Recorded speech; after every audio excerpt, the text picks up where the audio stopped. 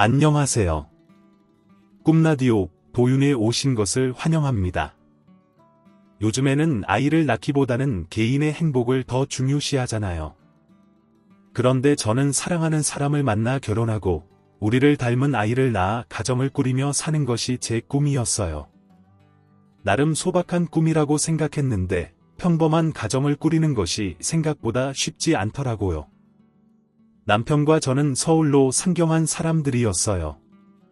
서울의 수많은 사람들 중 이 남자를 만난 건 하늘이 정해준 운명이라고 생각될 정도로 남편과 저는 정말 잘 맞는 커플이었죠. 남편은 대기업 계열사 유통업에서 일하고 있었고, 저는 일러스트레이터로 디자인 회사에 다니고 있었어요. 결혼 4년 차가 되었을 무렵, 남편이 강원도로 1년 동안 파견을 가게 됐어요. 회사에서 1년 동안 강원도로 파견 가달라고 하는데 우리 집 전세가 만기되어 가잖아요. 그래서 말인데 당신도 강원도로 같이 갔으면 해서. 반을 가는데 실이 따라가는 거니까. 다행히 나도 프리랜서로 자리 잡고 있으니까 어딜 가든 상관없어. 회사에서 1년 동안 집을 지원해 준대. 강원도 쪽에 회사 사택이 있어서 우리는 거기서 지내면 된대.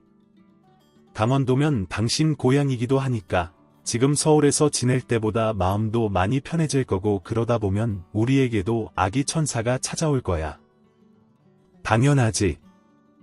우리 엄마도 엄청 좋아할 거야. 엄마는 내가 강원도로 파견 간다니까 계속 언제 오냐고 전화 올 정도로 기대하고 있어. 멀리서 사는 아들 가까이 지낼 기회 생기니까 어머님, 아버님도 좋아하시는 게 당연하겠지. 당신도 이번 기회에 우리 부모님이랑 좀 가까워져 봐. 결혼 생활 동안 멀리 있어서 우리 엄마랑 자주 보지도 못했으니까 이번 기회에 고부간의 정도 쌓고 친해지면 엄마가 무척 좋아할 거야. 남편이 강원도로 파견 간다고 했을 때 저는 오히려 좋다고 생각했어요. 아무래도 지방으로 내려가면 공기도 좋고 몸도 건강해지고 특히 강원도는 시댁이 있는 곳이라 남편에게도 좋을 거라고 생각했어요. 저희 부부에게는 한 가지 큰 고민거리가 있었는데 출산 문제였어요. 아이가 도통 들어서지 않아서 병원도 자주 갔었고 저는 다니던 회사도 그만두고 집에서 프리랜서로 일하면서 어떻게든 아이를 갖기 위해 노력 중이었어요. 병원에서는 남편이 담배도 끊고 술도 줄여야 된다고 했는데 회사 사람들이랑 잦은 회식 때문에 담배는 좀처럼 끊을 생각이 없어 보였어요. 때마침 남편의 파견 소식이 들리길래 강원도로 내려가면 왠지 아이가 생길 것 같은 기대감이 들었죠. 강원도에 내려가서 남편과 산책도 하고 더 가까워지면 임신에도 도움이 될 거라 생각했는데 남편과 가까워지기보다는 시어머니와 더 가까워지게 됐어요. 아무래도 시댁과 가까워지다 보니 연락도 자주 하시고 찾아오는 횟수도 늘어나셨어요. 멀리 있을 때는 몰랐는데 하루에 한 번씩 시어머니께 전화가 오는 상황이 되니 이게 시집살이구나, 이게 시월드구나 라는 생각이 들었어요. 남편의 직장이 시댁과 가깝다 보니 자연스럽게 저희 집과 시댁의 거리도 차 타고 10분 거리가 되었어요. 제가 집에서 작업을 하다 보니 시어머니 눈에는 제가 집에서 그냥 그림이나 그리며 노는 줄 아시더라고요. 시어머니는 그 연세에도 아버지의 식사를 삼시세끼 차리시는데 시아버지는 시댁 근처에서 작은 공장을 운영하고 계세요. 점심때가 되면 집에 오셔서 항상 밥을 드시고 나가시기 때문에 시어머니께서는 항상 시아버지 밥을 차려드려야 했어요. 그리고 남편 말로는 시아버지께서 엄청난 구두쇠에 어머니께 경제권을 안 주시고 아직도 생활비를 받아서 쓰신다고 했어요. 시아버지 밥 챙겨줄 며느리 들어왔으니까 나는 이제 해방이다. 엄마는 정말 좋아하셔서 미소가 떠나질 않더라고요. 우리 아들 덕에 엄마가 낮에도 너희 아빠 밥 걱정 안 하고 친구들 만나러 다닐 수 있겠어. 그동안 며느리 노릇 못한 거 강원도에 있는 동안 실컷 해야지. 안 그러냐? 지연아, 시어머니께서는 평소 아버님 밥을 챙겨야 해서 개모임도 회비만 내고 모임에 제대로 나가지도 못하셨고요. 낮에도 친구 만나서 마음 편히 있지도 못하셨다고 하시면서 저희 부부가 시댁 근처로 온 걸 정말 좋아하셨어요. 저도 집중하며 일을 해야 하는 직업이기에 밥심이 중요한 사람이고 끼니는 거르지 않고 챙겨 먹는 사람이기 때문에 시어머니께 좋은 일 해드린다 생각하고 어머님이 낮에 외출하실 때마다 제가 시댁에 가서 아버님 밥도 차려드리며 같이 식사를 하곤 했어요. 그렇게 일주일에 서너 번을 시아버지와 둘이서 점심을 먹었죠. 제가 가까이 있는 동안에라도 마음 편히 친구들 만나러 다니시라는 마음으로요. 그렇게 챙겨드렸던 것 같아요. 그 연세에 남편에게 묶여서 마음대로 다니지 못하시는 어머님이 짠하기도 했고요. 내가 친구들한테 들었는데 내가 집에서 그리는 그림, 그게 돈이 좀 된다는 모양이더라. 나는 내가 앉아서 컴퓨터에 대고 그림만 그리길래 저게 무슨 돈이 된다고 저러고 있나 했는데 글쎄 친구네 며느리도 일러스트레이터를 한다는데 한 달에 수입만 몇백이라며 시어머니 용돈도 챙겨준다고 자랑을 하더라고. 너도 혹시 그렇게 버냐? 한날은 시어머니께서 제게 이렇게 물어보시더라고요. 자주 친구들을 만나고 다니시더니 이런저런 이야기를 많이 들으셨나 봐요. 매번 저보고 집에서 논다고 하시던 분이시기에 저는 이제야 시어머니께서 제 직업을 좀 알아봐 주시나 싶어서 내심 좋았어요. 네, 어머니. 네임밸류에 따라 천차만별이긴 한데 저도 집에서 일해서 그렇지. 달에 300만 원 이상은 벌어요. 어머니는 놀라시면서 그래, 내가 집에 앉아서 그림만 그리는데도 300만 원 이상을 번다는 거지. 나는 여태껏 왜 몰랐을까? 라고 하셨어요. 우리 며느리도 돈 버는 며느리였네. 네 어머니께서 저 집에서 논다고 하실 때마다 저도 일한다고 종종 말씀드렸잖아요. 저도 카드 회사에서 바로 카드 발급도 되고요. 은행에서 대출 필요하면 바로 대출도 해줄 정도로 경제적 능력이 없진 않아요. 저는 시어머니가 하시는 말에 괜히 나름 능력 있는 며느리인 것을 어필하고 싶은 마음에 신나게 이야기를 했어요. 말하다 보니 아차 싶긴 했지만 뭐 별일 있겠나 싶었죠. 드디어 제가 하는 일을 시어머니께서도 알아주시는 것 같아 마냥 기뻐했어요. 지연아, 내가 예전부터 눈여겨봤던 겨울 잠바가 하나 있는데 내가 뭐 인터넷을 할 줄 알아야지. 너가 젊으니까 인터넷에서 뭐 시키는 것도 잘할 거 아니야? 좀 시켜다오. 네 어머님, 앞으로 이런 건 제가 시켜드릴 테니까 필요하실 때마다 이야기해 주세요. 내가 우리 아들 덕분에 이렇게 시어머니 대접도 받는다. 그 후로 어머님은 제게 인터넷이나 홈쇼핑을 보시며 자주 무엇을 시켜달라고 하셨어요. 제게 뭘 시켜달라고 하시고는 일절 그에 대한 돈은 주지 않으셨고요. 생필품부터 시작해서 어머님의 옷이나 가방 등등 개인적으로 필요한 것을 시켜달라고 하셨어요. 처음에는 저도 시아버지께서 경제권이 있으시고 어머님도 친구분들을 자주 만나시다 보니 치장하고 꾸미는데 필요한 물건들이 갖고 싶으셨나 보다 하며 선물해 드린다는 생각으로 시켜드렸어요. 하지만 이렇게 시켜달라고 하시는 것들이 자꾸 누적되다 보니 사들인 금액만 200만 원을 훌쩍 넘겼고 이제는 어머님이 시켜달라는 것들이 제게 부담으로 다가왔어요. 예 며느라, 내가 친구들 만나러 가는데 돈이 한 푼도 없지 뭐야? 혹시 내 카드 좀 빌릴 수 있어? 가서 커피만 좀 사 먹게. 커피 드실 돈도 없으시다고 하니 커피 정도야 뭐 어때라는 생각으로 제 카드를 빌려드렸어요. 그런데 제 카드를 종종 빌려가실 때마다 밥값이랑 커피값으로 매번 10만 원 정도를 쓰셨는데 제 생각에는 어머님 친구들이랑 드신 것들도 제 카드로 긁고 친구들한테는 현금을 따로 받아 챙기시는 것 같았어요. 이게 너무 자주 반복되다 보니 제가 시어머니께 따로 말씀드렸어요. 어머님께서 사드시는 건 괜찮은데 친구들 것까지 제 카드 값으로 번번이 나가니까 저도 부담이 돼서요. 앞으로 카드 사용은 좀 자제해 주셨으면 좋겠어요. 내가 카드 쓸 때마다 얼마나 쓰나 다 감시했냐? 그래, 알았다.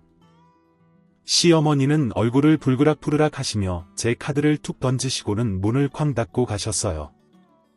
그런데 그날 밤에 시어머니께서 남편에게 전화가 오시더라고요. 수화기 너머로 시어머니께서 하시는 소리가 다 들리기에 저도 그냥 듣고 있었어요. 엄마 목소리가 왜 그래? 무슨 일 있었어?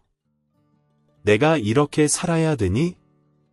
내 아버지 눈치 보면서 살아온 세월도 서러운데 이제는 며느리 눈치까지 보며 살아야 되는 거야. 그런 시어머니의 목소리에 저도 놀라서 남편을 쳐다보니 남편도 저를 슬쩍 쳐다보다가 어머님께 물었어요. 왜? 지연이가 엄마한테 뭐라고 했어? 뭐라 했길래 엄마가 이렇게 울어? 아니, 친구들이 하도 며느리한테 용돈 받았다고 자랑하길래 나도 그게 부러워서 며느리 카드 쓰는 시어미 행세 좀 해봤다. 친구들이 날 다 부러워하며 능력 있는 며느리 뒀다고 아들 잘 키웠다고 하니까 어깨가 으쓱해지더라. 그래서 며느리 카드로 친구들한테 몇 번 밥 좀 사줬는데 어제 지연이가 카드 앞으로 쓰지 말라고 턱 쏘아대며 내게 눈치를 주는데 얼마나 서럽던지. 시어머니께서는 오열하시며 남편에게 말을 이어가셨고 남편이 저를 쳐다보는 표정이 점점 싸늘해지더라고요. 그런 두 모자의 행동에 저도 굉장히 어처구니가 없고 황당했어요. 엄마, 내가 지연이한테 잘 알아듣게 이야기할 테니까 울지 마. 어디 며느리가 시어머니한테 뭐라 해? 내가 지연이 보고 엄마한테 용서 빌라고 할 테니까 기다려봐. 남편은 전화를 끊고 어처구니 없는 표정을 짓고 있는 제게 험악한 표정으로 말했어요. 우리 엄마가 한 말이 사실이야? 엄마가 친구 좀 만나서 돈 쓴 걸로 엄마 눈치 줬어? 엄마가 친구분들한테 기를 쓰면 그걸로 된 거지. 쓰면 얼마나 쓰신다고 그걸로 엄마 서럽게 눈치를 줘. 일주일에 두세 번은 꼭 내 카드 들고 나가셔서 적게는 5만 원, 많게는 20만 원도 쓰시더라. 그게 누적되면 얼만 줄 알아? 앞으로 몇 달만 더 있으면 우리 다시 서울로 갈 건데 우리가 강원도에 있는 동안만이라도 그거 하나 이해 좀 못해줘? 우리 엄마 평생 아빠 눈치 보며 살아온 분이야. 내일 당장 우리 엄마한테 가서 잘못했다고 용서 빌어. 내가 뭘 잘못했는데? 카드값 당신이 내는 거 아니잖아. 내가 벌어서 내 카드값 내고 있어. 당장 카드 내역만 봐도 어머님이 시켜달라는 것들만 잔뜩이고 어머님이 나가셔서 친구들이랑 쓰시는 것만 가득이야. 지금 강원도에 온 지 4개월 되어 가는데 카드값만 매달 100만 원 넘게 나와. 지난 4년 동안 며느리로 못 해드린 거 다 해준다고 생각하면 되잖아. 엄마도 엄마 친구들이 며느리 자랑하는 거 보면서 얼마나 부러웠겠어. 난 내가 먼저 죄송하다고 못하니까 나한테 강요하지 마. 네가 먼저 엄마한테 굽히고 들어가 주면 나도 우리 이세 가지는 거 열심히 신경 쓸게. 술도 줄이고 금연도 해볼 테니까 당신이 엄마한테 좀 맞춰주라. 정말 금연하고 술도 줄일 거야? 그 말 지킬 수 있어? 당연하지. 우리 엄마 아들이 결혼하고도 며느리가 있어도 없는 듯 지내오셨잖아.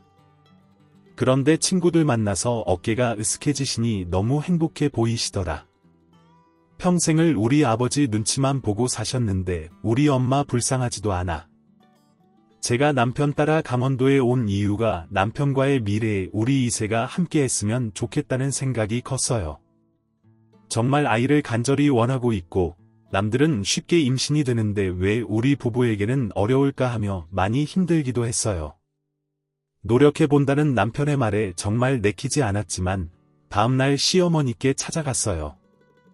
어제 나 쏘아보면서 카드 쓰지 말라고 하더니 왜 내 서방한테 한 소리 들어서 왔어? 어머님도 아시다시피 남편이 재작년에 주식을 손댔다가 빚 생긴 거 아시죠? 그것도 신혼집 담보로 대출받아서 했다가 다 날려먹고 저희 친정에서 전세 보증금 해주셔서 저희 이렇게라도 살고 있어요. 저는 미래에 생길 아이를 위해서 한 푼이라도 아끼려고 하는 중인데 자꾸 카드값으로 생각지도 못한 돈이 나가버려서 어머니께 그런 말을 한 건데 기분 상하셨다면 죄송해요. 원래 남자들은 사업으로도 돈 날려먹고 뭘 투자해서 돈 날려먹고 그러는 거야. 우리 아들이 뭐 자기 혼자 좋으려고 그런 거 했겠어? 너 혹시 뭐 그런 걸로 우리 아들 눈치 주고 그랬던 거 아니지? 어머님, 제가 눈치 줬다면 남편 따라 강원도로 왔을까요? 저도 제가 선택한 남자고 한 번의 실수로 부부 사이 무자르듯 갈라서는 건 아니라고 생각해서 그런 일 터졌어도 다 눈 감고 넘어가 줬어요. 저는 어머니께 죄송하다는 말을 드리려고 온 거고요. 너 정말 죄송은 하니? 어제 나를 쏘아보며 이 시어미한테 신경질적으로 말하던데 죄송하다는 말 진심이긴 하지? 네 어머니, 제가 강원도에 있는 동안은 어머님 기분 안 상하게 하도록 노력해 볼게요. 그래, 내가 그렇게 말하니 어디 앞으로 어떻게 하나 지켜볼게. 끝까지 저를 향해 나를 세우며 말씀하시는 시어머니에게 거북하게 말하기가 참 힘들었지만 강원도에 있는 동안만큼은 고부 갈등을 일으키지 말아야지, 분란을 만들지 말아야지 하며 참았어요. 제가 이렇게 한번 숙이고 들어가서 좀 맞춰주면 남편도 이런 제 마음을 알아주겠지 했거든요. 제가 노력하는 만큼 남편도 이런 제 노력을 알아줬으면 했어요. 재작년에 남편이 주식을 했다가 돈을 크게 날려버린 적이 있었어요. 저는 아무 말도 안 하고 그런 일을 벌인 거에 배신감이 많이 들었고요.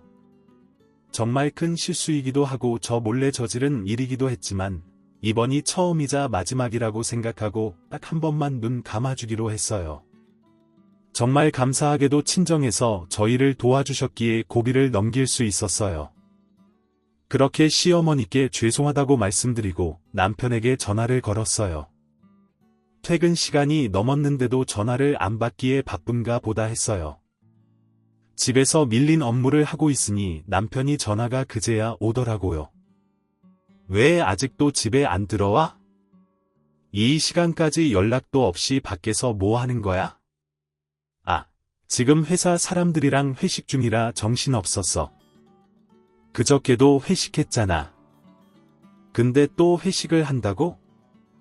당신 술 줄이기로 약속했잖아. 원래 사회생활이라는 게 그래. 내가 안 하고 싶다고 빠지고 그럴 수 있는 게 아니라고. 이것도 사회생활의 연장선인 거 잘 알잖아. 그때 수화기 너머로 재수씨야, 얼른 끊고 한 대 피러 가자 라는 말이 들렸어요. 아무튼 나 늦으니까 기다리지 말고 먼저 자 회식 중이라 연락 안 될 거야. 분명히 전날 술도 줄이고 금연도 하겠다는 사람이었는데 그 말은 안중에도 없는 듯 또 회사 사람들과 술을 마시고 있었어요. 강원도 쪽으로 오면 남편과 사이가 좀 돈독해질 줄 알았는데 남편은 강원도로 파견 온 지 뭐 얼마나 됐다고 회사 사람들이랑 그렇게 친목을 하는지 하루가 멀다 하고 술자리를 가지며 늦게 들어왔어요. 게다가 고향이라 그런지 강원도 쪽에 친구들도 많으니까 회사 사람들은 안 만나면 고향 친구들을 만나서 술을 마시곤 했어요. 이런 게 반복되다 보니 남편과 임신을 위해 노력한 시간이 나질 않았고요. 벌써 결혼이 4년도 다 되어가는데 주변에 비슷한 시기에 결혼한 친구들, 저보다 늦게 결혼했던 친구들의 돌잔치를 벌써 몇 번이나 갔는지 갔다 올 때마다 참 서글프고 마음이 조급해지더라고요. 오늘 차물을 몇 번이나 새기면서 시어머니께 숙이고 들어갔는데 이런 제 노력이 물거품이 되는 걸 느끼며 허탈한 마음을 숨길 수가 없었어요. 스트레스를 너무 받다 보니 두통이 밀려와 두통약 하나를 먹고 잠에 들었고요. 그 다음 날 일어나서 거실에 나가 보니 소파에서 퍼질러 자고 있는 남편이 보였어요. 그런 남편을 보면서 우리에게 정말 미래가 있을까 싶더라고요. 설냄새를 풍기면서 코 골고 자고 있는 남편 모습이 보기 싫어서 그냥 산책 겸 1시간 정도 있다가 들어오니 그새 출근을 했는지 집에 없었어요. 출근은 잘했는지 밥은 챙겨 먹었는지 평소에 저라면 먼저 전화해서 물어봤을 텐데 아무 연락도 안 하고 제 일에만 몰두했죠. 그렇게 하루 종일 일만 하다 보니 어느새 남편 퇴근 시간이 훌쩍 넘은 시간이었어요. 오늘도 혼자 저녁을 먹겠구나 하며 냉장고를 둘러보는데 먹을 건 없고 근처 편의점 가서 계산하려고 보니 제 카드가 어디 갔는지 보이지가 않았어요. 카드를 지갑에서 꺼낸 적이 없던 것 같은데 어디서 잃어버린 건지 감도 안 잡혔고요. 카드의 행방을 계속 생각하며 집에 도착하니 남편이 와 있었어요. 오늘은 웬일로 술도 안 먹고 들어왔네. 오늘도 늦는 거 보니 술 마시고 있겠구나 했는데. 아, 내 고향 진구 경수 알지? 경수 만나서 한잔 게으르고 있는데 재수씨 전화와서 전화 받더니 자기 와이프 아파서 들어가야 한다며 먼저 들어가는 바람에 낙동강 오리알 됐잖아. 결혼하더니 아주 마누라한테 잡혀 살더라. 경수씨가 잡혀 사는 게 아니라 결혼한 유부남이면 자기 가족, 자기 가정이 우선인 게 당연한 거야. 그거 나 들으라고 하는 소리야. 솔직히 다 큰 성인인데 아프면 알아서 약 찾아 먹으면 될 거 아니야. 남편이 뭐 일찍 들어간다고 아픈 게 낫는 것도 아닌데 남편과 대화를 하면 할수록 제가 더 초라해지고 비참해지는 느낌이 들었어요. 남편 친구는 와이프가 아프다고 하니 바로 집에 들어가는데 나중에 우리 사이에 생긴 아이가 아프다고 해도 이 남자는 술 마시고 친구 만나는 게 더 중요할 것 같다는 생각이 들었어요. 대화하기를 멈추고 잃어버린 카드나 분실 신고하려고 폰을 집어들었는데 제 폰으로 문자가 하나 날아왔어요. 읽어보니까 해외에서 카드가 결제된 내역이었어요. 그래서 제가 남편에게 말했어요. 내가 어디서 카드를 잃어버렸는지 모르겠는데 방금 분실 신고하려고 보니 해외에서 결제된 내용이 문자로 날아오네. 이게 뭐지? 도난 신고해야 되나? 남편이 뭐라고 말하려는 찰나에 시어머니께 제 폰으로 전화가 왔어요. 생각해보니 오늘 웬일로 시어머니께서 하루 종일 전화가 없으셨더라고요. 강원도에 온 뒤론 매일 제게 전화하셨거든요. 오늘은 왜 전화가 안 오나 했다 하며 시어머니 전화를 받았어요. 네, 어머니 저녁은 드셨어요. 오늘은 평소보다 좀 늦게 전화 주셨네요. 나 지금 해외에 와 있어. 내가 지금 너한테 전화한 건 카드 결제 내역이 너한테 문자로 발송돼도 놀라지 말라고 전화한 거야. 네, 어머님 해외는 언제 간 거예요? 해외여행 가신다는 말 없으셨잖아요. 나는 네 남편이 너한테 말하는 줄 알았지. 그래서 난 너도 알고 있는 줄 알았어. 근데 카드는 무슨 말씀이세요? 혹시 어머님이 제 카드 들고 가셨어요? 그래, 며느리 돈 벌 때 며느리 카드 좀 써보려고 들고 왔어. 너만 우리 아들도 뽀란 법이 있어. 나도 우리 아들 덕 좀 봐야지. 어머님 아들은 지금 버는 족족 빚 가는 대로 다 나가고 있고요. 제가 버는 돈으로 저희 생활하는 중이에요. 제가 지금 누구 덕을 본다는 거예요. 그래서 너 돈 번다고 지금 나한테 유세 부리니 너희 아직 젊고 우리 아들도 어차피 월급 계속 오를 거고 빚만 다 갚으면 버는 족족 내가 다 할 거 아니야. 아직 애도 없어서 돈 나갈 데도 없고 아직 애는 없지만요. 언제 임신할지도 모르고요. 얘 내가 지금 너랑 입씨름할 시간 없거든. 아무튼 내 카드는 1000만 원 한도 내에서 쓸게. 만약 카드를 끊거나 중지시키면 그날로 너 쫓겨날 줄 알아. 나 없는 동안 네 남편이랑 시아버지 밥이나 잘 챙겨줘라. 시어머니는 다짜고짜 제 카드를 1000만 원 한도 내에서 쓰겠다고 하시며 전화를 그냥 끊어버리셨어요. 이 상황을 어떻게 받아들여야 할지 몰라. 한동안 멍하니 서 있다가 정신을 차리고 남편에게 말했어요.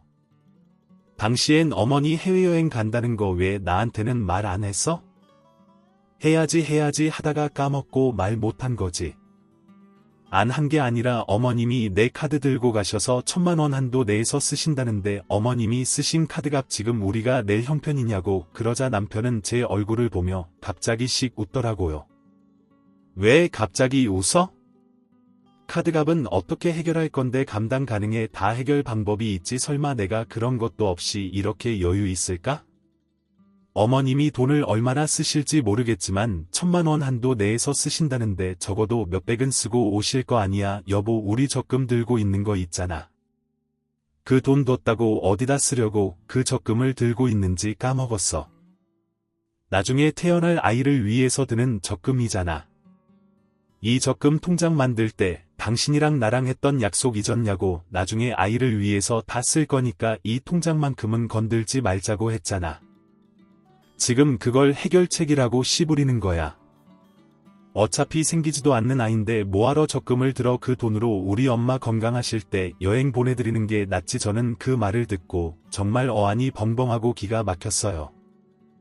당신은 아이 가질 생각이 전혀 없는 거야. 내가 왜 강원도까지 내려온 줄 알아? 왜 따라왔긴 당신이 아이를 못 낳으니까 그거 미안해서 우리 부모님한테 잘해주려고 온 거 아니야?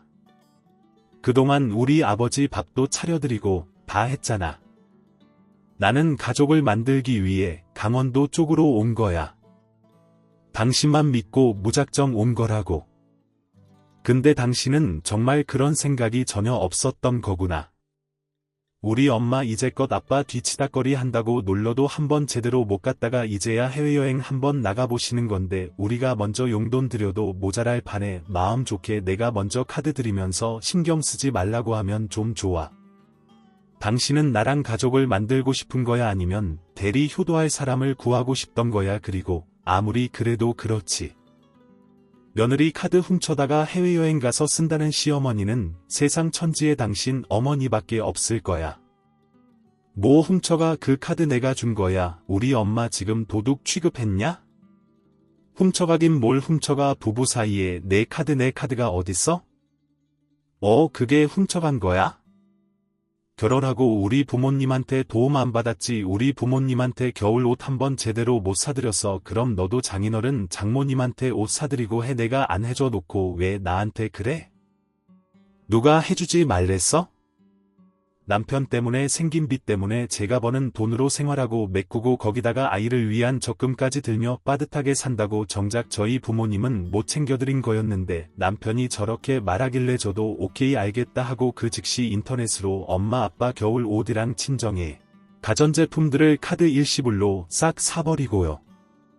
카드 한도 딱 10만원 남겨놓고 다 긁었어요. 평소에 엄마랑 아빠한테 사주고 싶어서 장바구니에만 담아놨던 것들을 모조리 다 주문해서 제주도에 있는 저희 친정으로 다 주문해놨어요. 그리고 마지막으로 제주도 새벽 비행기 티켓도 끊어놨고요. 제가 폰으로 이것저것 주문하고 결제하는 사이 남편은 안방에 들어가서 벌써 누워 자고 있더라고요. 저는 자는 남편의 폰 전원을 꺼버리고 캐리어에 제 집을 모두 샀어요. 아이 가질 생각은 전혀 없고 가정에 신경 쓰기도 싫은 남편. 결혼해서 남편은 집안일 해줄 여자, 돈도 같이 벌어다 줄 여자, 부모님에게 대리교도 해줄 수 있는 여자를 얻었지만 정작 저는 남편과 결혼해서 얻은 거라고는 마음의 상처밖에 없었어요. 뜬 눈으로 밤을 새우고 새벽이 되자 저는 콜택시를 불렀어요. 택시를 타고 가는 도중에 카드 결제가 한도 초과로 실패했다는 문자가 계속해서 날아왔어요. 그리고 시어머니에게 전화가 오길래 전화를 받았고요. 아니 카드 결제가 자꾸 안 되는데 너 어떻게 된 거야? 내 남편 전화는 왜 꺼져 있어? 카드 그에 정지라도 시킨 거야. 어머니 그 카드 한도 10만원밖에 없으니까 돈 아껴 쓰셔야 돼요. 10만원 내외로 긁으시면 결제되실 거예요. 뭐 우리 아들이 분명 한도가 1200만 원이라고 했는데 나 지금 이 카드 하나 믿고 해외여행 왔는데 이렇게 카드 한도를 막으면 어쩌자는 거야. 어머님 며느리라도 카드 그렇게 함부로 들고 가시면 안 돼요. 제가 돈 안 신고하면 어머니 경찰서에 가야 된다고요. 참네. 애도 못 가지는 며느리 기죽을까봐. 내가 여태 아무 소리도 안 하고 있어. 조건만 너 옛날 같았으면 시댁에서 소방 맞았어. 내가 너 이혼 못 시켜서 가만히 있는 줄 알아. 너 정말 쫓겨나고 싶어. 우리 아들이 이 사실을 알면 가만히 있겠니? 이혼 안 당하고 싶으면 한도 빨리 복구해놔. 어머님이 저를 쫓아내는 수고로움 덜어드리려고요. 오늘 제가 제 발로 집 나왔어요. 어머님 아들은 제가 다시 반품시킬게요. 돈 잘 버는 아들 덕 실컷 보세요. 어머님 해외여행 다녀오고 나면 앞으로 제 얼굴 보기 힘드실 거니까 미리 인사드립니다.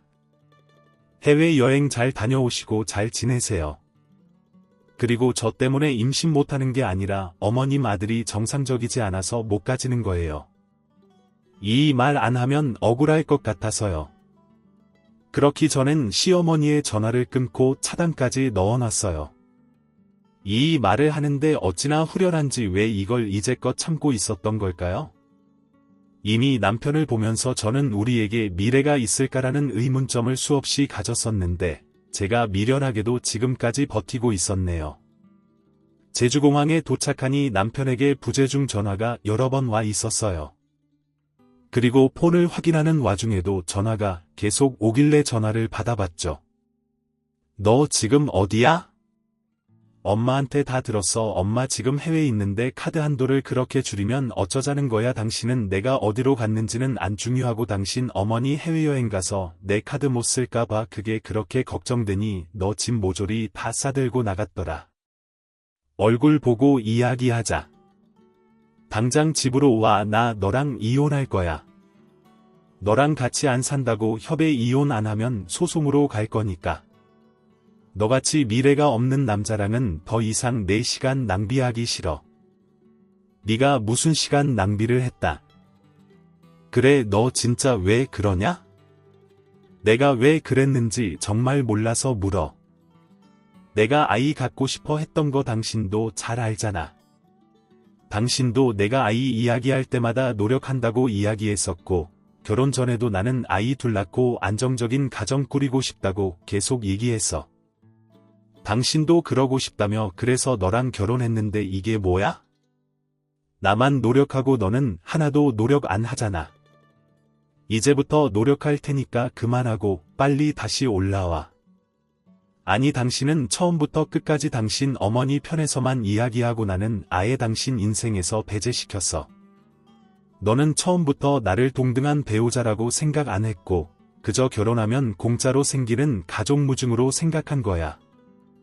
나는 그래서 너랑 이혼하는 거고 알겠어. 남편이 뭐라고 더 말하기도 전에 제가 먼저 끊고요. 남편 전화까지 차단을 넣었어요. 본가에 있는 친정에 도착을 하니 부모님이 버선발로 마중을 나오셨어요. 캐리어를 들고 온 제 모습을 보며 이내 걱정스러운 얼굴로 바뀌셨고요. 우리 딸 일단 안으로 들어와봐. 연락도 없이 어쩐 일이야? 갑자기 김서방은 어쩌고 엄마 아빠 나 더 이상은 못 살겠어. 이대로 더 버티다간 내가 미칠 것 같아. 저는 부모님께 그간 있었던 일을 다 말씀드렸어요. 이대로 담아두고 혼자 마음고생하기에는 더 이상 버틸 힘이 없었고요. 그래서 부모님이 마음 아파하실 걸 알지만 그냥 있는 사실 모두 다 털어놨어요. 그렇게 모두 털어놓으니 정말 마음이 한결 가볍더라고요. 거 미친 집구석이네. 그거 재작년에 주식으로 일 터졌을 때 그냥 확 이혼시켰어야 됐는데 그 사람이랑 아이 엄청 갖고 싶었는데 한편으론 아이가 없어서 정말 다행이라는 생각이 들어요. 이런 모습 보여드려서 죄송해요. 아니야 잘 왔어. 거기서 더러운 꼴 보면서 버티고 있었으면 그게 더 부려고 부모 마음에 못 박는 거야. 온전치 못한 놈이랑은 갈라서는 게 맞지? 나는 엄마 아빠처럼 가정 이뤄서 오순도순 행복하게 살고 싶었는데 그게 쉬운 게 아니었어. 엄마랑 아빠가 이렇게 오랜 시간 사이좋게 지내는 게 진짜 대단한 거였어. 저를 따뜻하게 반겨주시는 부모님 덕분에 불안했던 마음이 조금씩 안정이 됐어요. 이렇게 돌아갈 든든한 친정이 있다는 것에 정말 감사했어요. 그 후 남편은 다른 폰으로 미친 듯이 계속 전화가 왔고 그리고 문자로 메시지를 계속 보내왔어요. 소장을 날리고 나서 차단한 시어머니와 남편 번호를 풀었더니 남편과 시어머니가 번갈아가면서 계속 전화를 했고요. 그래서 무슨 소리를 하나 싶어 남편의 전화를 받았어요. 소장은 잘 받았어. 이제야 정신이 번쩍 들어 지연아. 나는 그렇다 치더라도 엄마는 왜 고소한 거야? 너 이렇게 융통성 없고 정 없는 애였어. 내가 사과하게 미안해. 남편은 그제야 제게 잘못했다는 말을 하더라고요. 고소를 안 했다면 절대 제게 하지 않았을 말이었을 거예요. 고소 취하는 이혼을 원만하게 해주는 조건으로 해줄 생각이었어요. 아직도 이혼 소송 중에 있고 저는 두 모자를 고소하는 상황에 있습니다.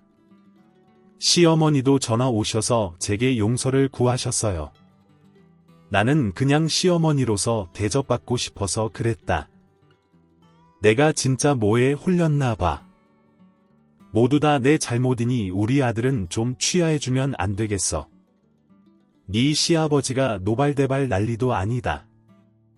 그동안 며느리 카드 쓰고 다녔다고 얼마나 타박을 하는지 너한테 손이 발이 되도록 빌어서 데리고 오라고 하더라. 네 마음 못 돌리면 황혼의 이혼이라고 하는데 어떻게 좀 안 되겠어?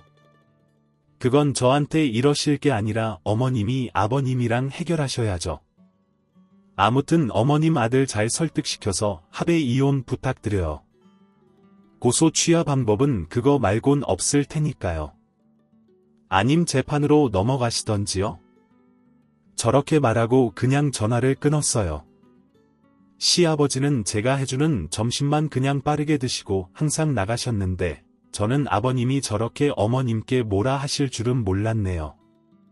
아버님도 어머님의 이런 소비 성향을 알아서 경제권을 계속 가지고 계셨을 수도 있겠다는 생각이 들었어요. 제가 친정으로 시켰던 가전제품들이 하나둘 배송해 왔어요. 오래된 가전제품을 계속 쓰고 계셔서 바꿔주고 싶었던 게 한두 개가 아니었거든요. 냉장고, 건조기, 세탁기, TV 등등 거진 혼수를 해가는 느낌으로 모두 주문을 했어요. 저희 부모님은 배송 오는 가전제품들을 보며 눈이 휘둥그레지셨고요. 아이고 이게 다 뭐야? 아직 얘네들 더 쓸만한데 뭐하러 이렇게나 시켰어. 엄마 이제 얘네들도 보내줄 때 됐어. 새 가전제품들이니까 엄마도 사실 좋지 그걸 말해 뭐해? 요즘 전자제품 참 잘도 나온다. 우리 딸 덕분에 이렇게 좋은 것도 써보네. 말은 왜 시켰냐고 하셨지만 새 가전제품을 보시며 내심 흡족해 하시는 모습을 보니 잘 시켜드린 것 같아서 뿌듯하고 좋았어요. 아버지는 겨울 패딩을 입어보시더니 굉장히 흡족해 하셨고요. 이거 아까워서 제대로 입고 다니겠어. 아빠한테 사이즈가 딱 맞네. 우리 딸 덕분에 올겨울은 따뜻하게 지내겠어. 친정 아버지는 패딩을 입고 연신 거울을 보시며 싱글벙을 좋아하셨어요. 시어머니는 뭘 하든 우리 아들 덕분에부터 먼저 나오셨는데 이렇게 우리 딸 덕분에라는 말을 들으니 눈물이 핑 돌려가는 걸 참았어요. 어차피 카드값이야 적금 든 걸로 갚아버리면 되니까 이번 기회에 저희 부모님에게 이렇게 해드린 게 100번 1000번 잘한 선택이었어요. 매번 인터넷 쇼핑몰에서 구경만 하며 장바구니에만 담아뒀었는데 과감히 주문해서 진작에 우리 부모님께 더 좋은 걸 해드릴 거라며 후회를 좀 하긴 했지만요. 그렇게 좋아 다음번엔 더 좋은 걸로 사줄게. 아빠 내가 우리 엄마 아빠 여행도 보내주고 정말 효도하면서 살 거야. 우리 딸이 그새 철들었나? 여행이고 뭐고 안 보내줘도 돼. 내가 그저 이렇게 건강하게 우리 곁에 있는 것만으로도 효도야. 우리가 너한테 바라는 건 그저 내가 안 아프고 행복하게 사는 거야. 그거 말고는 바랄 게 없다. 옆에서 저를 든든히 지탱해 주시는 부모님들을 보니까 눈물이 핑 도는 걸 간신히 참아냈는데 이번 이혼 소송 중에 못 참고 또 눈물이 나더라고요. 자식들을 사랑하는 부모님의 마음은 도대체 얼마나 깊은 걸까? 제가 감히 부모님의 이런 큰 사랑을 다 헤아릴 수는 없겠지만 저는 정말 제 존재만으로도 저를 사랑해주는 부모님이 있어서 복받은 사람이라고 생각합니다. 저를 사랑해주는 부모님 덕분에 저는 이 세상 부러울 것도 두려울 것도 없어졌어요. 있을 때 잘해 후회하지 말고라는 노랫말 가사가 떠오르네요. 정말 있을 때 좀 잘하지 사람은 왜 있을 때 고맙고 소중한 걸 모르는 걸까요? 이미 전에 천년의 애정이 식고 마음의 문이 굳게 닫혔는데 말이죠. 무엇이 됐든 빨리 결론이 나서 홀가분해졌으면 좋겠어요. 결혼을 해서 10월드라는 것까지 모두 겪어보니 결혼이 굳이 내 인생에서 필요한가라는 의문이 들었어요. 처음에는 결혼해서 제 가정을 꾸리는 게 꿈이었는데 지금은 그 꿈도 모두 거추장스럽고 불필요하다 느껴졌네요. 이혼 소송이 끝나고 마음이 좀 회복될 동안엔 친정 부모님과 같이 지내려고 합니다. 이 시간이 지나고 나면 나중에는 다시 언제 그랬냐는 듯 제 일상을 살아가며 웃을 수 있겠죠. 사연 들어주셔서 감사합니다. 오늘도 저희 채널에 와주셔서 감사드립니다. 더 좋은 이야기로 찾아뵙겠습니다. 지금까지 작은 별 라디오였습니다.